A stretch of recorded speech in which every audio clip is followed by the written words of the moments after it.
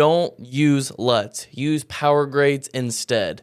Hi, my name is Whit from Whits and Media, and today I'm going to be going over why you shouldn't be using LUTs and what are PowerGrades and how to use them, the benefits, etc. So let's just jump right into Resolve.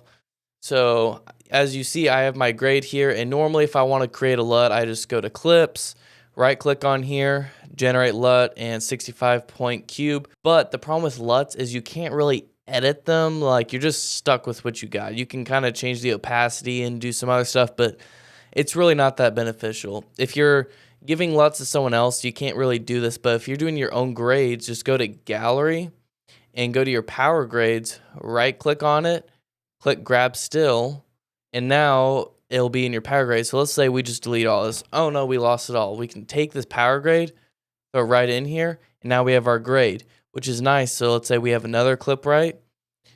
We can just take this, delete this one node, take our PowerGrade, throw it in here, and now we have all of our settings and everything. So with the LUT, you're kind of stuck with it as is, but with this PowerGrade, I can go in here and change each individual element, and especially if you have mask in your grade, those will not transfer in a LUT.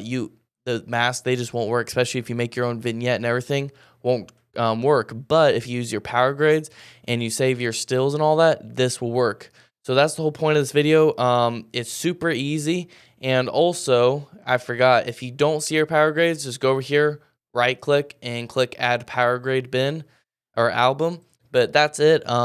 Use them, abuse them. They're amazing. And I don't know what I would do without them. So thanks for watching and have a great day.